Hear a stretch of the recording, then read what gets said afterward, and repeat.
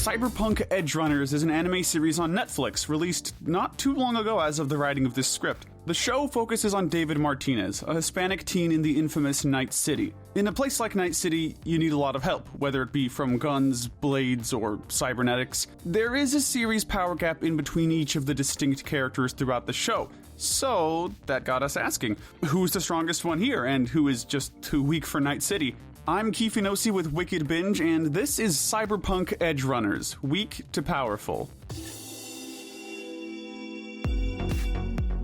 Two caveats before we get going. Spoilers ahead. Watch the show first unless you don't mind massive spoilers for this admittedly very good and very sad 10-episode anime. Secondly, if you do want to watch the show, be wary because content warning for blood, gore, and nudity. Beyond that though, have fun. But let's get going talking about the weakest and the strongest. This is the Weak to Powerful. And to no one's surprise, the weakest character on our list is Gloria Martinez. Gloria is the mother of the main character, David, and an EMT in Night City. She is the weakest for a number of reasons, but most of all because of her lack of any cybernetics, cyberware, or weaponry. She does have knowledge on how to heal and set bones alongside other medical knowledge other characters wouldn't have. And you're on TV! But beyond that, her strongest ability is her connection to Maine and the other Edgerunners, and even that didn't let her live long. If another season ever comes along and decides to explore her past, then maybe we'll learn more, but as it stands, she's at the bottom of this list. The next character landing on our list is Doc. Doc, as the name kind of implies,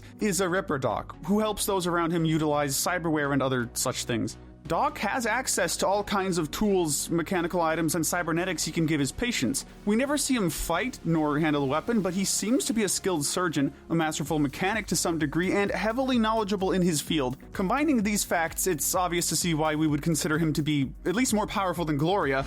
Visendi is mine for free. If he had more time in a fight, we could more accurately parse his abilities, but gauging on the fact that we assume he's the one behind all of David's upgrades, he does seem very good at his job, so therefore we give him this spot. Coming up next on the list is everyone's favorite wheelman and recluse, Falco. Falco is a member of the Edgerunners, and a pretty important member to David's crew specifically. While he was a part of Maine's crew, most of his time was spent in David's in the second half of the show. Falco doesn't really provide much to talk about, beyond being a healthy adult male who seems really good at his driving job, hence being the group's getaway driver and wheelman. Falco does seem skilled enough with the firearm to outrank Doc and Gloria, but he also has a few cybernetic upgrades, like his right arm. His main job being driving does stop him from flying higher, as we never see what his implants can do, nor what his firearm skills are really like. Thank you kindly. Considering he only carries a Buria revolver, it makes sense that while skilled with some firearms, his main strength is in driving and outmaneuvering opponents. Everyone's least favorite, Fixer, Faraday, is up next on our list. Faraday is a fixer who works with Maine and David and their crews, initially working under Militech and then later under Arasaka. Faraday is not very physically strong and doesn't have much in terms of cyberware either. His power comes from his status and the way he can pull strings to help him do whatever he wants. His only known cyberware would be some dermal implants with no known use, and a few optical implants that also seem to have very few uses. Nasty business. Faraday does own one pistol, a weakened common pistol known as the Militech M76E Omaha, which he doesn't seem very skilled in using. So Faraday's power and status do stop him from falling lower, but as it stands, he definitely just can't rank any higher than this. The next character on our list is the legendary Braindance editor, Jimmy Kurosaki. Jimmy is not a combatant, at least not typically. However, with the huge amount of cyberware he has, it makes sense to rank him above Faraday. Beyond the typical changes to most people with the ability to call from their minds or scan their surroundings, Jimmy has a wide variety of items at his disposal. He has plates on his face and chest for unknown reasons, and he has a pair of chrome cyber hands that he seemingly uses for more general tech stuff. But his big items are his back-facing Kyoshi optics that he can use to see if someone is behind him, and maybe even have a full 360 view if he so pleases. He also has the Shock and Awe implant that has a chance to release an electrical burst when he's being attacked, which is obviously a help, even able to launch an EMP that knocks out heavy hitters like Maine. So, how might I assist you fine people? However, the strongest aspect of Jimmy, and what really elevates him here, is his access to two Militech Wyvern drones that he enhanced to be bulletproof. However, as they are still susceptible to cyber attacks, they are easy to dispatch and therefore he can't rank higher than this at the moment. Ranking up next on our list is Netrunner and trader Kiwi. Kiwi is unlike other characters because her strength comes more from her cyberware and her intelligence rather than any combat skills nor weaponry. Beyond the necessary netrunning equipment and typical cybernetics like those used for calls, she has a variety of tools. Not without the city's primus runner. Both know you don't mean me. Among those are the Cyberdeck, which she uses for quick hacking and such, a cybernetic jaw implant that acts as a mask, and a neural processor, which better helps her hacking. But Kiwi does carry a singular weapon that we're aware of, a weakened common pistol called Unity, which she seems semi-skilled with. She's also a skilled cyclist, a master manipulator, and was able to survive getting her cybernetic jaw mask punched off by Main. Kiwi does lag behind due to not having much in terms of physical prowess, and with her seemingly lack of gun skills, it shows that she can't rank higher, at least for the moment. Similar in some respects, Lucina Kushida, often just referred to as Lucy, is next on our list. Lucy is another member of both Main and David's crews, where she takes up the position of a netrunner, who's said to be even better than Kiwi when it comes to hacking. Lucy is full of surprises and has plenty of unique tools up her sleeves thanks to being experimented on and trained by Arasaka. Lucy has the ability to handle Arasaka's netrunners quite easily, able to track them and kill them with very little issue. Lucy can be tricked by someone like Kiwi or Faraday. Despite this, though, she's stronger than both of them. Sure, her gun skills leave something to be desired, only really using a Unity pistol, but that's not her main weapon. Any more tricks like that and I'll kill you myself. Her main weapon is a piece of cyberware known as the Monowire. Like Jimmy's Shock and Awe, this is an item that can be used and equipped in Cyberpunk 2077. It's a long, thin wire able to cut through almost anything, including bones, which can strangle, slice, cut, or mutilate at will. It's also easy to hide, has a very long range, and can be used for traversal if the wielder so chooses. Lucy seems highly skilled in the use of the Monowire, and this really puts her above and beyond, especially when compared to someone like Kiwi. Moving away from netrunners, up next on the list is Katsuo Tanaka. Katsuo is the son of Mr. Tanaka and a high-ranking part of the Arasaka school that David goes to. Katsuo is rich and a corpo, who has access to much better cyberware than poorer people could hope to obtain. This includes the regular items one comes to expect, but also a martial arts implant that makes him a surprisingly good fighter. Of course, he's immediately outclassed by the Sandevistan and doesn't seem to have any hidden cyberware we're unaware of, but excluding this, he's still a threat to an unpowered person, especially David at first. Up next on our list is Pilar. Pilar was a major member of the Edgerunners and the older brother of Rebecca. He doesn't seem to have too much up his sleeves outside of a few cybernetics that were a bit rare compared to what else we see. He uses a monovision, which, while absent in Cyberpunk 2077, popped up in the original RPG. The monovision would allow you to equip up to 6 optical enhancements, and one can assume, based on Pilar's personality, he definitely has done this.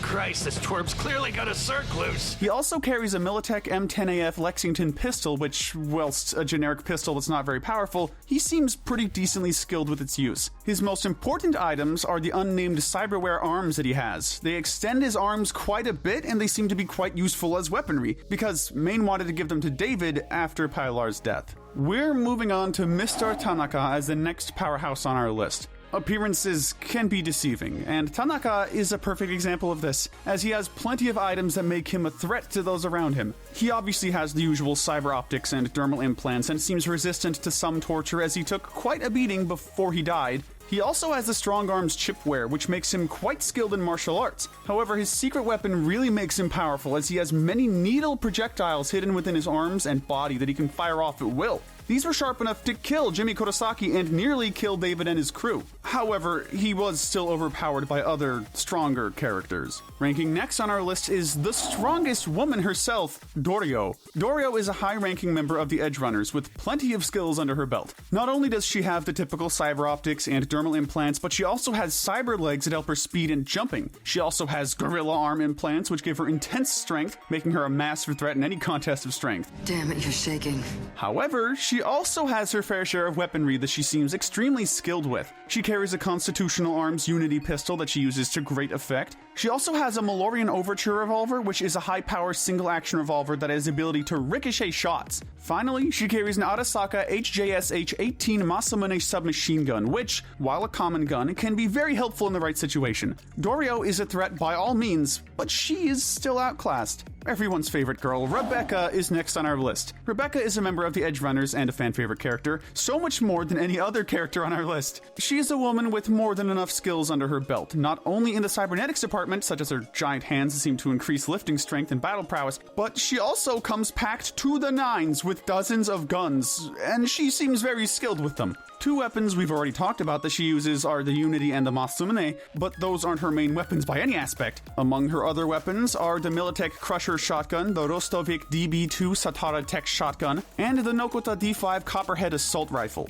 Each of these are common but powerful weapons that she uses quite well, but they aren't Rebecca's heavy hitters. Excluding the Militech M76E Omaha, her other weapons are all powerhouses, such as the Constitutional Arms M2038 Tactician, a powerful old-school shotgun, the Arasaka TKI-20 Shingen Smart Submachine Gun with tracking bullets, and the Midnight Arms SOR-22 Precision Rifle, though being not her typical style. However, her two main weapons are the Militech Mark 31 Heavy Machine Gun, which she uses often, even against Atom Smasher, and Guts, her own unique, iconic version of the Budget Arms Carnage, capable of applying poison and even stopping falls with its kickback. Rebecca is a powerhouse with just hundreds of guns, but she's still lacking in the cyberware department and really just can't reach the top 3 like that. Taking our Bronze Medal of Power is Main. Main was the leader of his own Edge Runner crew, old friends with Gloria, and the leader of a crew that eventually David becomes a part of. Main doesn't rely on weaponry as much as the others, but he does carry a Militech Crusher shotgun and the Kang Tao L69 Zuo Smart Shotgun. However, he heavily relies on his cybernetics, so much so he starts to go cyber psycho.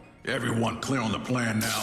His cyberware is varied and full of interesting decisions. Firstly, he was originally in line to get David's Sandevistan, but instead, because David obtains it, he has other cybernetics instead. He has the typical optical enhancements and seems to have more than just those. Dermal implants that seem to have increased the durability of his skin. His big ones, though, are the Gorilla Arms, which increases strength nearly tenfold, as he's able to fight with immense prowess. Plus, he also has a projectile launch system, which does exactly what it says on the tin. Main got so many cybernetics that he ended up growing taller, wider, and bigger than he was in the flashback. However, falling to cyberpsychosis does stop him from flying higher. Taking our Silver Medal of Power is David Martinez. David is the main protagonist of the show, and that automatically makes him very powerful. While starting off small and weak, losing to people like Katsuo, he manages to obtain the Sandevistan from James Norris. Now, while Doc expected him to not survive the Sandy, David not only utilizes it, but can use it 3 to 4 times a day with no major ill effects.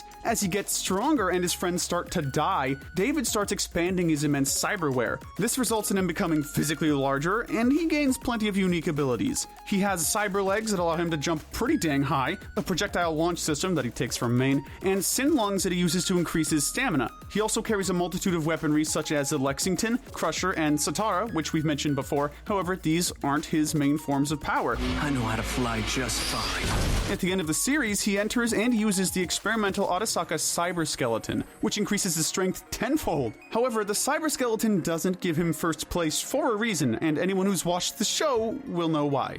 Our Gold Medal of Power goes to none other than Atom Smasher. Atom Smasher pops up in the final episode and slaughters most of the remaining cast at that point in the show. He is intensely strong, so much more so than David, able to decimate him in hand-to-hand combat. He has incredible stamina, durability, and agility as well. He has a Sandevistan as well, which takes away David's main advantage, and he's also skilled with every weapon he uses. Atom Smasher is simply leaps and bounds above everyone else on our list, and there's no evidence to the contrary. But let us know in the comments section if you agree with our ranking, and tell us what we should cover next. Remember to hit that notification bell and binge our Weak to Powerful playlist, where we break down who the most powerful characters are in your favorite cartoons, shows, and movies. But most importantly, stay wicked.